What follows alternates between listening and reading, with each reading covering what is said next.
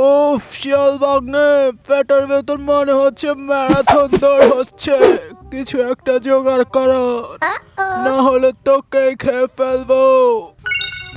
না মামা, এখনই ব্যবস্থা করছি।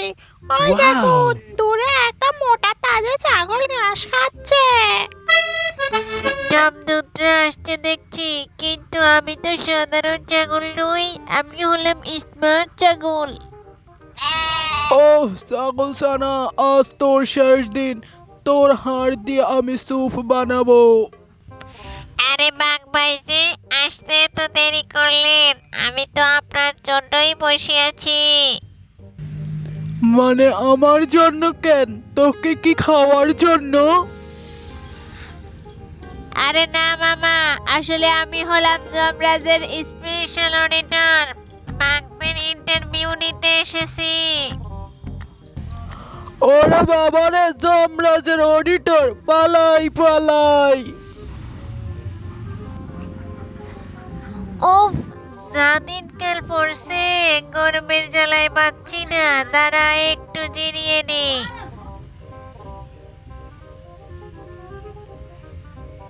ওরে, এটা তো বাঘের গুহায়। আমি মনে হয় এবার বাঘ মামার গুহায় এসে ফেঁসে গেলাম। আজকে অনেক কাঠ কুড়িয়েছি, একটু জিরিয়ে নি।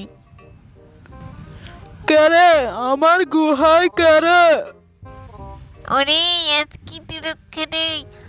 আমি বাঘ খোকস, বাঘ খাই।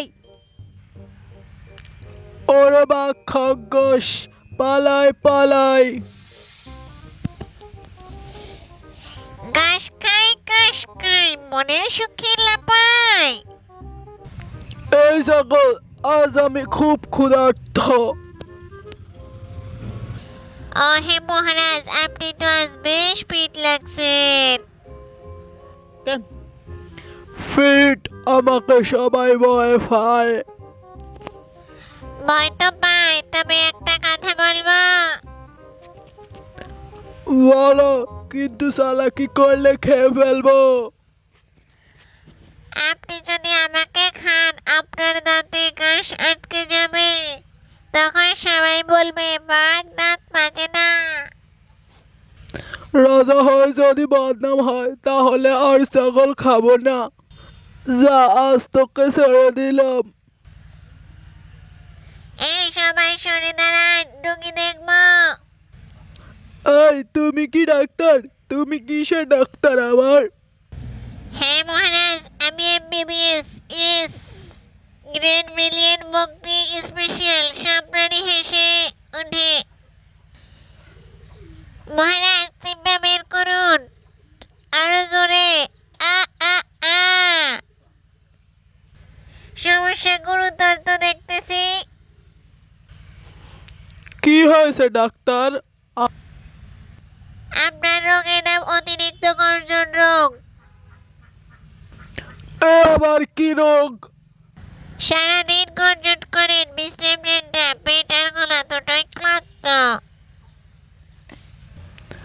ঠিক আছে, আমি এখন থেকে আর গর্জন করব না। এই ওষুধগুলো সবসময় খাবেন। ঠিক আছে।